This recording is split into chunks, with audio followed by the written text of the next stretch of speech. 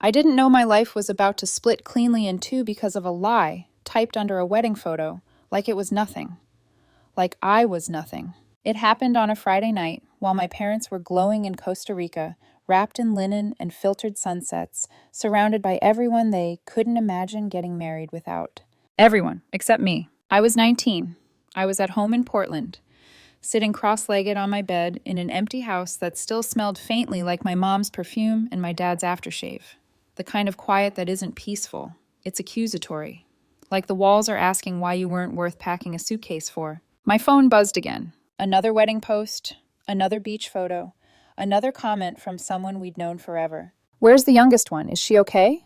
I scrolled, waiting, stupidly, hopefully, for my name to show up in a caption, for someone to tag me, for a single sentence that made space for my existence. Instead, my mother replied publicly, sweet as frosting. She came down with COVID last minute. We're heartbroken she couldn't be here. COVID. My thumb stopped moving. My chest went cold, then hot, like my body couldn't decide whether to shut down or explode.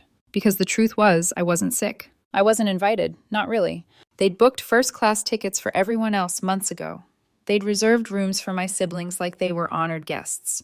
And when they remembered I existed, 3 days before leaving, they offered me an economy seat with layovers and a couch in their suite like a spare blanket. Then, when I refused to be the quiet inconvenience, they left without saying goodbye. Now they were taking sympathy online, letting people comfort them, letting strangers call them such good parents, while I sat in the dark with the taste of leftover pizza and humiliation at the back of my throat. So I did something I'd never done before. I got up, went to the drugstore, bought a COVID test, took it under the harsh bathroom light, and photographed the negative result with the timestamp visible. And then I posted it. One sentence. Not sick, just not invited. And in that moment, I knew, whatever happened next, my family would never be able to pretend I didn't exist again. Before the wedding, before the lie, before my name became a problem they couldn't smooth over with a caption, my life had already been quietly divided inside that house. People looked at us and saw a modern family. 2 successful parents, 3 kids, a clean home in a nice Portland neighborhood, the kind of driveway you could safely leave a bike in without it disappearing. My mom was 48, my dad 49. They'd been together for 23 years. They used to say they didn't need a piece of paper to prove anything. I used to believe them, or maybe I just wanted to. My older sister, Allison, was born when my mom was 23. My brother, Lucas, came 2 years later. And then there was me, what everyone called the surprise baby, the one who showed up when my mom was 29, like a late addition to a plan that already felt complete.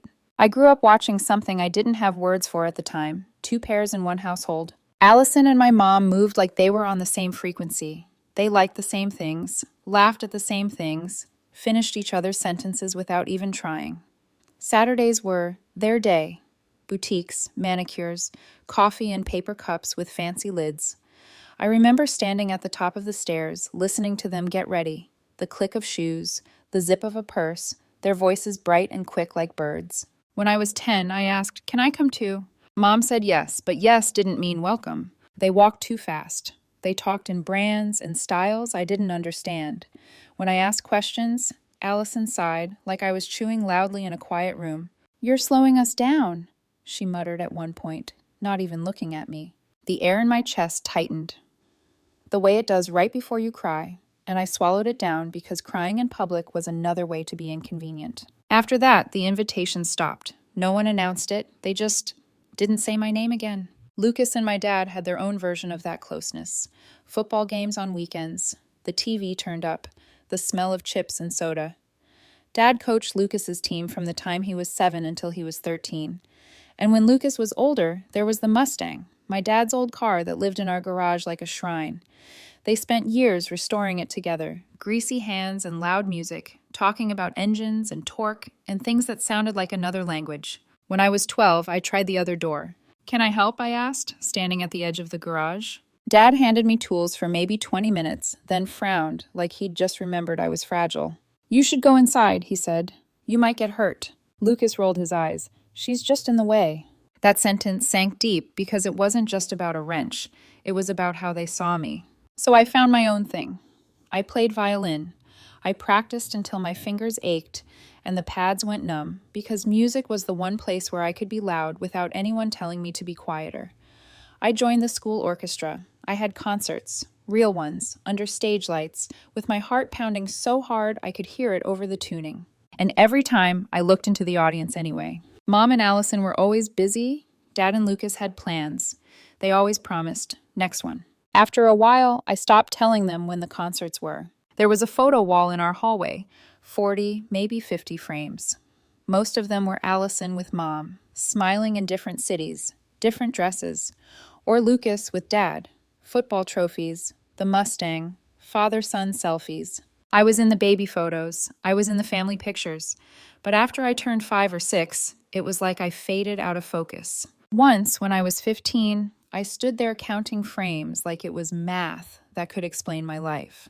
Allison had around 30. Lucas had maybe 25. I had 7, if you counted the ones where I was just part of the background. I told myself it didn't mean anything. I told myself they loved me in a quieter way. But deep down, I always felt it. I wasn't the favorite. I wasn't the problem, either. I was the extra. If my childhood taught me how to disappear quietly, the months leading up to my parents' wedding taught me how thoroughly that skill had been perfected. The proposal happened in February, on my parents' anniversary, the day my mom found out she was pregnant with Allison. They'd always treated that date like a sacred origin story. I never questioned it out loud, but it always felt strange to celebrate a moment that didn't include me at all. That night, I came home from my shift at the bookstore, my tote bag heavy with paperbacks and receipts, my feet aching. I opened the front door and walked straight into candlelight and rose petals scattered across the backyard. I froze. Allison was crying. Happy tears. Her phone held up, filming. Lucas was already pouring champagne like he'd rehearsed this moment. A violinist stood near the fence, bow gliding smoothly over strings. A violinist. I played violin. No one had thought to tell me this was happening. Every head turned when I stepped inside, like I'd wandered onto a stage I wasn't meant to see. My mom looked startled for half a second, then quickly smiled as if I'd just arrived early to something I was invited to. Dad dropped to one knee, he asked. She said yes. Everyone hugged, everyone celebrated. I stood there with my work bag still on my shoulder, clapping softly, because that was what you did when you didn't know where to put your feelings. I said, "Congratulations," and went upstairs. No one followed me. No one knocked on my door later to explain or apologize or ask if I was okay. Their laughter floated up through the floorboards until almost midnight. That was the first crack. Not loud, not dramatic, just revealing. After that, the wedding became the main topic of the house, like a new weather system that changed everything. They decided on a destination wedding in Costa Rica. Small, intimate, just close family and friends. About 20 people. At dinner, the word "we" was everywhere. We're thinking tropical flowers. We need to decide on music. We should book the resort soon. No one ever said, "What do you think?" My mom asked Allison to be her maid of honor almost immediately. Allison cried again, this time louder, arms wrapped around Mom's neck. A few days later, Dad asked Lucas to be his best man. Lucas gave an impromptu speech about how Dad was his hero. I watched both moments from the kitchen table, cereal getting soggy in my bowl before school, waiting for my name to come up naturally. It didn't. Weeks went by. They talked about centerpieces and welcome dinners and colors. Allison showed my mom photos of at least 15 dresses she was considering. Lucas talked about getting his suit tailored. I sat there eating, nodding occasionally, feeling like a ghost with a fork. I told myself they were just busy. I told myself my turn would come. It never did. In March, my aunt came over for dinner and asked, casually, "So what role is she playing in the wedding?" She gestured toward me. For a moment, my mom looked genuinely confused, like she'd been asked a question in a language she hadn't spoken in years. "Oh," she said finally, "we're keeping the wedding party really small. Just Allison and Lucas." My aunt suggested I do a reading. Dad said they wanted to keep things simple. That was the moment something in me shifted. A week later, Allison suggested her 4-year-old daughter, Charlotte, be the flower girl. Everyone lit up, like this solved something important. Mom immediately started looking up flower girl dresses. No one mentioned that I was also their daughter. So I ran an experiment, not out of spite, but out of exhaustion. I stopped asking. I didn't bring up the wedding at all. I didn't ask about plans or timelines or what I should wear. I wanted to see how long it would take for someone to notice my absence. Months passed. Mom and Allison went dress shopping 3 times. They posted photos with champagne glasses and mirrors. Dad and Lucas took a weekend trip to check out the resort. Just a guy's thing. No one asked where I was. In July, my aunt called and asked what I was wearing to the wedding. I stared at my wall and said, "Honestly, I haven't thought about it." There was a long silence on the line. That silence said more than anyone in my house ever had. The truth finally crashed into the open 3 days before my parents were supposed to leave for Costa Rica. It wasn't dramatic at first. It didn't arrive with shouting or slammed doors. It came quietly, like everything else in my life with them, disguised as an assumption. I was on my bed reading when my mom walked into my room without knocking. She leaned against the doorframe, arms crossed loosely, already half somewhere else. "Is your suitcase packed?" she asked. I looked up from my book, confused. Packed for what? She stared at me like I'd just asked something stupid. "For Costa Rica," she said. "We leave in 3 days." The room felt suddenly smaller, the air thick.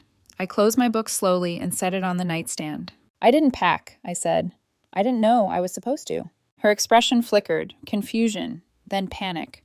"What do you mean you didn't know?" "I mean, no one told me anything," I said. "I don't even know if I have a plane ticket." She didn't answer. She turned and walked out of my room, her footsteps quick and uneven. I heard drawers opening and closing in their bedroom, paper shuffling. Then her voice, rising, on the phone with my dad. "Oh my God, oh my God." 10 minutes later, both of them came back. Dad stood in the doorway, arms crossed, jaw tight. Mom held her phone like it might bite her. Dad asked, "Why didn't you say anything about the planning?" I just looked at him. The irony sat heavy on my tongue. "I stopped saying things months ago," I said. No one noticed. I asked again, "Do I have a plane ticket?" Mom hesitated, then said, "We'll figure it out." She pulled up flight options. Direct flights were sold out. She could get me on one with 2 layovers. Economy. "Is everyone else flying economy?" I asked. She didn't answer right away. I asked again. She sighed. "We booked first-class tickets for everyone as a gift, months ago." The words landed hard. "It shouldn't matter," she added quickly. "You'll still get there at the same time." I nodded, even though my chest felt hollow. Then I asked about the resort. Dad cleared his throat. "We'll add you to our room. It's a suite. You can sleep on the couch in the living area." I pictured it instantly. Me, 19, sleeping on a pull-out couch while my siblings had their own rooms, while guests they'd known for less time than they'd known me unpacked into closets and laid their clothes out neatly. I asked quietly, "What about a dress?" My mom's shoulders tensed. "What do you mean?" "I haven't gone shopping with you. I don't have anything to wear to a beach wedding." She frowned. "You could have asked to come." "You never invited me." Her voice sharpened. "You should have spoken up." I laughed once, short and humorless. "I've been speaking up for 19 years. Dad sighed like I was exhausting him. "You're being dramatic." Mom waved a hand. "Just wear a sundress, something casual." "What's Allison wearing?" I asked. "A custom silk dress," Mom said automatically. "It matches the wedding colors." "What about Lucas?" "A linen suit," Dad said, "tailored." "So everyone matches," I said, and I just show up. The argument spilled over then, all the words I'd been holding back stacking on top of each other. I told them everything. That I wasn't in the wedding party, that I hadn't been included in planning, that no one booked me a ticket or a room, that I had listened to them talk about this wedding for 6 months like I wasn't even there. Mom snapped back that I was entitled, that I should be grateful for a last-minute ticket. Dad said it was their wedding, and they could plan it however they wanted. He said if I was going to have that attitude, maybe I shouldn't come at all. The room went still. "Fine," I said, "I won't." Both of them stared at me, shocked. "You're being ridiculous," Mom said. "I'm not the one who forgot their daughter existed until 3 days before leaving," I replied. Dad called me selfish. I told them to have a great time and pick my book back up. They didn't speak to me the rest of the weekend. On Monday morning, they left for the airport without saying goodbye. I woke up to an empty house. The house felt wrong the moment I realized I was truly alone in it. Not the peaceful kind of quiet people talk about when they imagine having a place to themselves, but a hollow, echoing silence that made every creak of the floorboards sound accusatory. I wandered from room to room like I was trespassing in someone else's life. Their suitcases were gone. Their toothbrushes were gone. Even the refrigerator looked curated, stocked for a week-long absence that didn't include me. I kept waiting for the sting to hit all at once. It didn't. Instead, it came in slow waves, small, precise cuts that hurt more because of how familiar they felt. I made coffee the first morning and automatically poured too much, then stood there staring at the extra cup like it might accuse me of being wasteful. I sat at the kitchen table where I'd spent months listening to wedding plans that never involved me. I opened my laptop, tried to distract myself with school prep, failed. By the second day, their social media posts started rolling in. Welcome dinner. Everyone dressed nicely, smiling, drinks in hand. Allison and Charlotte on the beach. My niece in a little dress I'd never seen in person. Lucas and Dad fishing, sunburned and laughing. Mom and Allison at the spa, robes tied neatly, cucumbers on their eyes. I scrolled through every photo, even though I knew what I wouldn't find.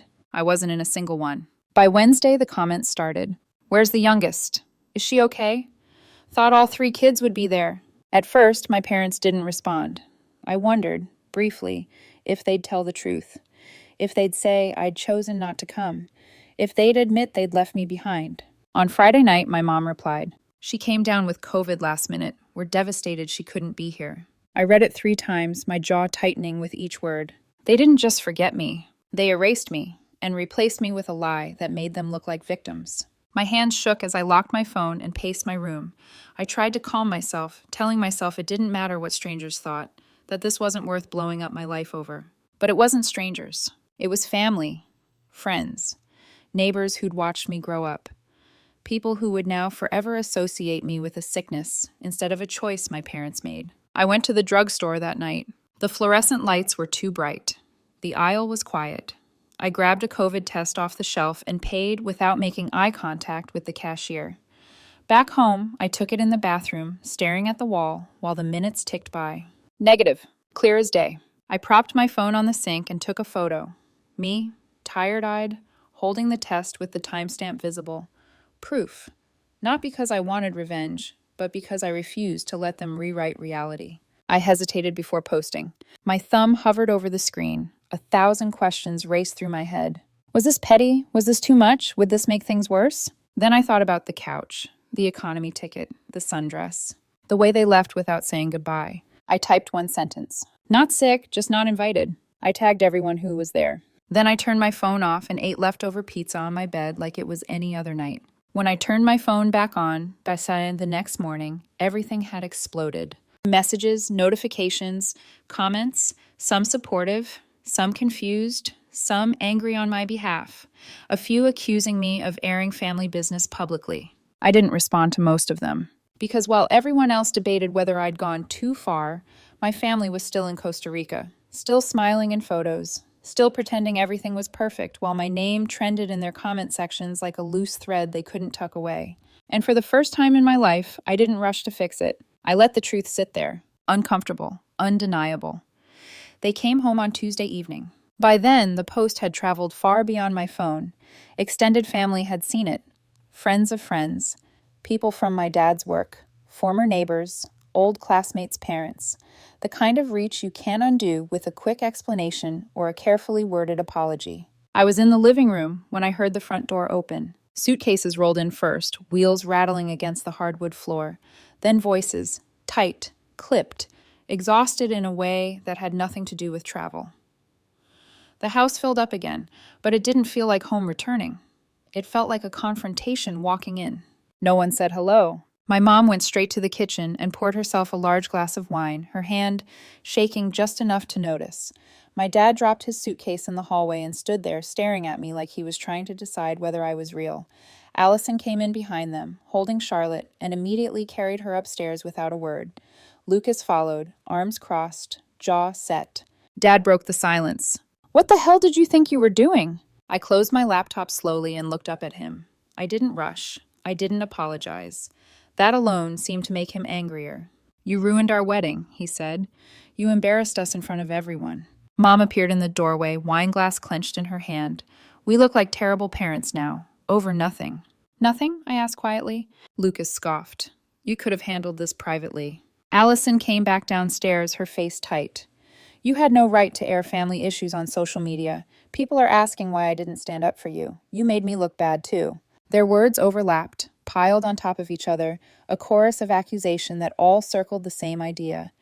My reaction was the problem, not what led to it. I waited until they finished. Are you done? I asked. Dad stared at me.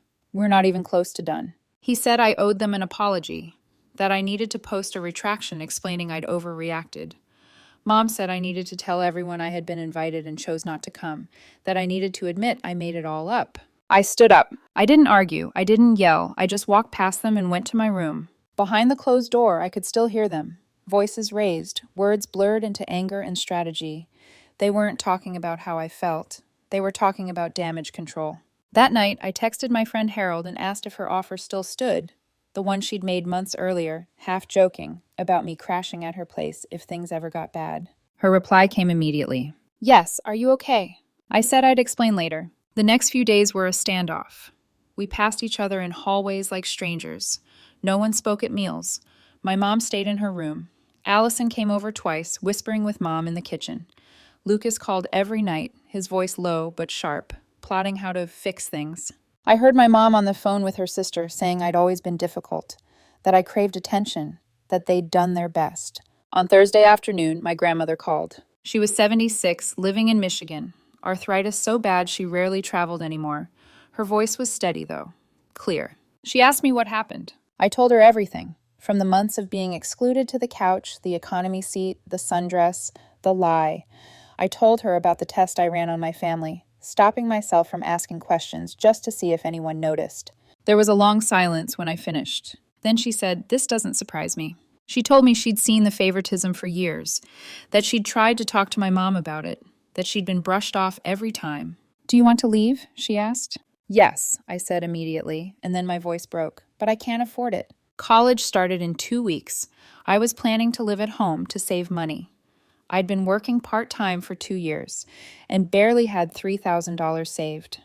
I didn't qualify for financial aid because my parents made too much. "I'll help," she said. I tried to refuse. She didn't let me. "I have money set aside," she said, "and I'm not letting you stay somewhere you feel unwanted."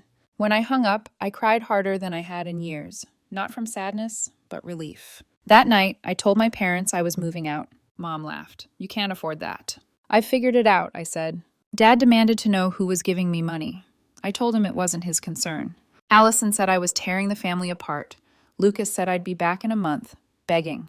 I went to my room and started packing. My grandmother flew in the following Tuesday. She insisted on coming herself. I picked her up from the airport, pushing her wheelchair through the terminal, her hand wrapped around mine like an anchor. When we got to my parents' house, she told me to pack while she talked to them. I could hear raised voices downstairs, hers calm and firm, theirs emotional and defensive. I filled 2 suitcases and duffel bags with my clothes, my violin, my books, everything that felt like mine. When I came downstairs, my mom was crying on the couch. Dad stared out the window. Allison stood nearby. Lucas hovered by the kitchen. My grandmother stood up. "Put your bags by the door." Mom tried to speak. My grandmother stopped her with one raised hand. "She's coming with me." Mom followed us outside, grabbing my arm. "We should talk," she said. "We made mistakes, but we love you." I pulled my arm free. "I've been waiting for you to show that," I said, and kept walking. As we drove away, my mom was still standing on the steps. I didn't look back. For the first time, the weight in my chest felt lighter.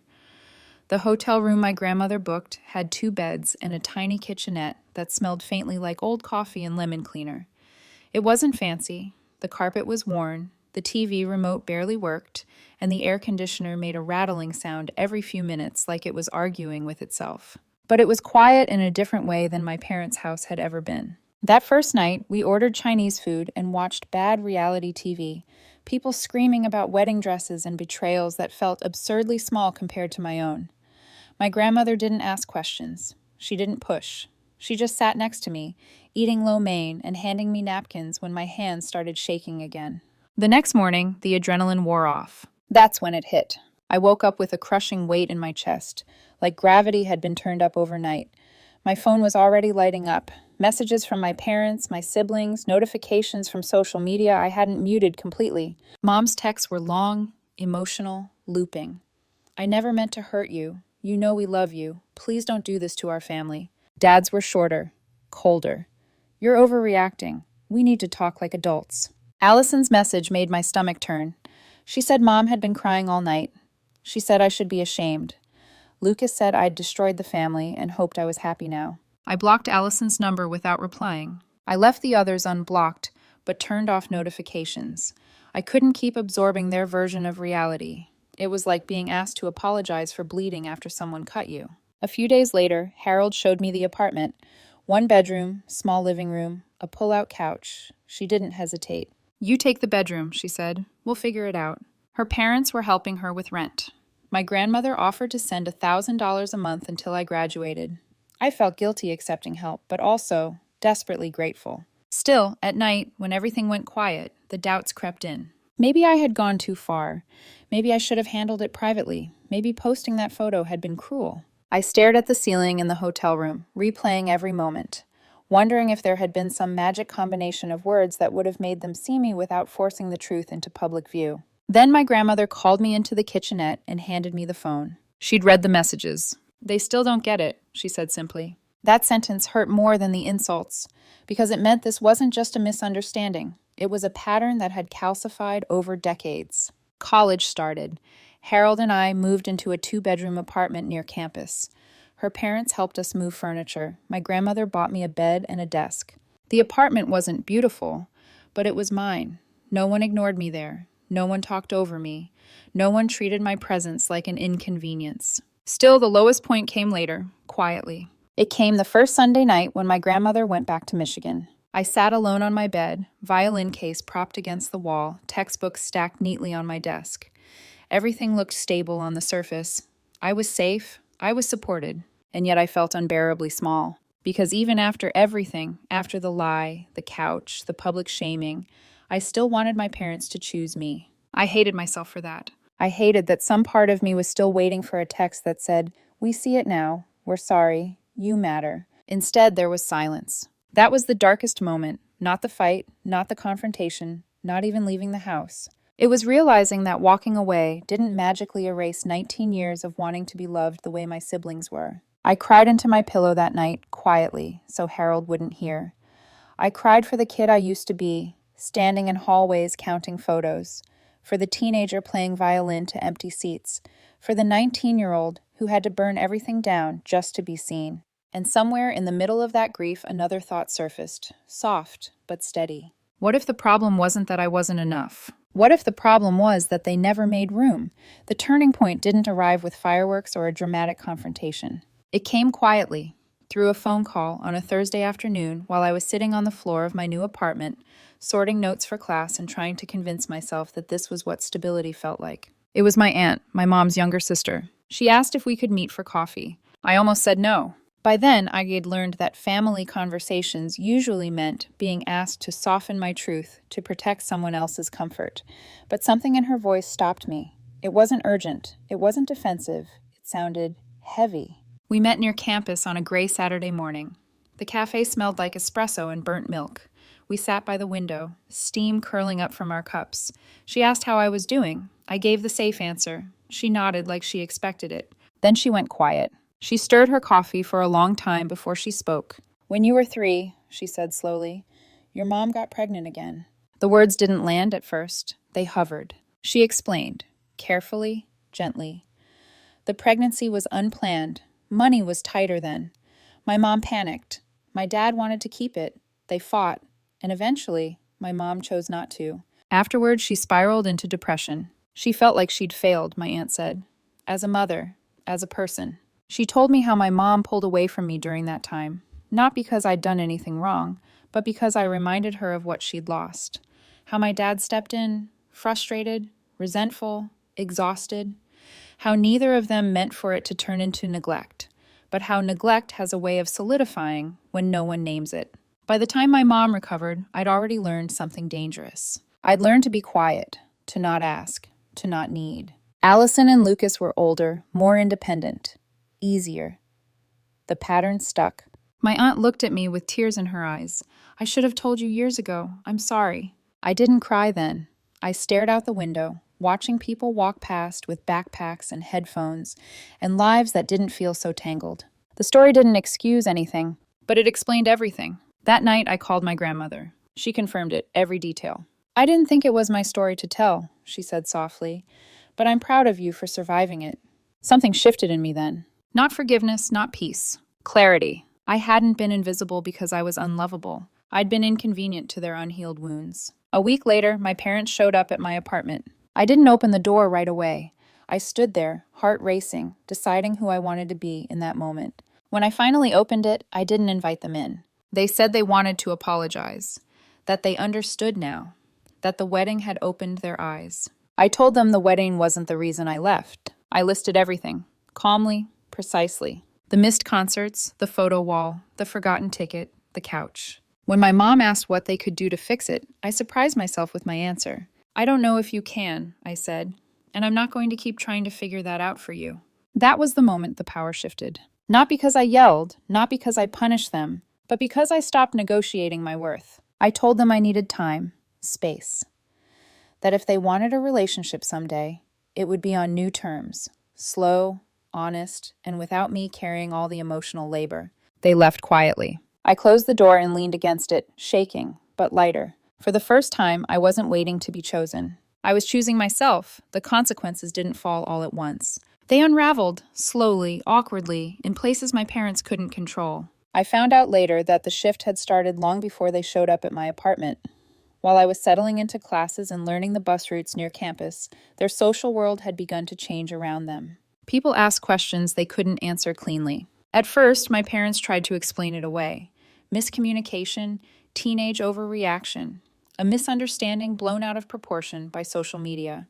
But the problem with public lies is that they don't age well, because the truth had timestamps, screenshots, witnesses, family members who remembered how often I wasn't around, friends who noticed patterns they'd ignored before, neighbors who recalled concerts my parents never attended, relatives who remembered holidays where I stayed quiet while everyone else filled the room. My mom's Facebook post slowed, then stopped entirely. Allison told me, months later, that the last few days of the Costa Rica trip had been tense. My mom spent most of the time on her phone trying to explain, defend, justify. The wedding glow dimmed fast. The perfect week they'd imagined became something brittle and uncomfortable.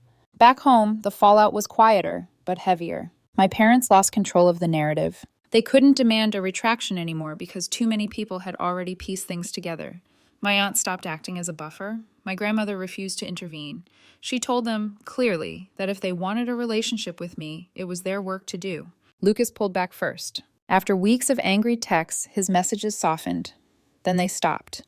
A month later, he sent an email, not an accusation, not a demand, an apology. He admitted he'd never really looked at things from my side, that his girlfriend had pointed out things he'd dismissed, that he was sorry for assuming I was just being dramatic. I didn't rush to forgive him. I told him I appreciated the email, that I wasn't ready to see him yet, that we could talk slowly, if at all. He accepted that without pushing. That alone told me something had changed. Allison took longer. Her identity had been tied too tightly to the family's image. My absence made her uncomfortable because it cracked the version of the story where she was always the good daughter. When she finally messaged me months later, the tone was different, less defensive, more uncertain. She said Mom had been depressed again. That made me sad, but it didn't make me responsible. My parents tried, awkwardly, inconsistently, emails, cards, requests to meet, promises to help financially if I came home, offers that came years too late and still centered their comfort more than my healing. I said no, not angrily, just no. The real fallout wasn't dramatic revenge. It wasn't shouting matches or ultimatums. It was the slow realization, on their side, that I was no longer available to absorb the imbalance. And on my side, I walked away without slamming the door. I built a life where my absence didn't feel like a punishment, but a boundary. While they scrambled to repair reputations and relationships, I focused on stability. I made the dean's list. I worked my shifts at the bookstore. I cooked dinners with Harold, laughing over burned pasta and free pastries from her cafe job. My grandmother sent flowers when my grades came out. My parents didn't know. And for the first time, that didn't hurt.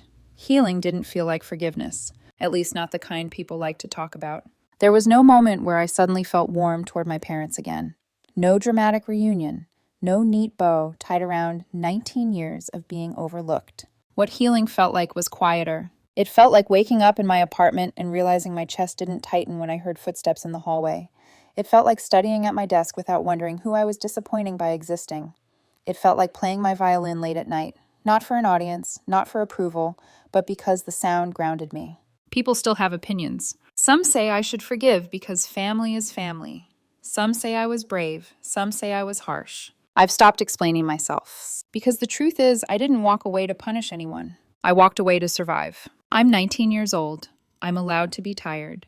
I'm allowed to stop performing gratitude for crumbs.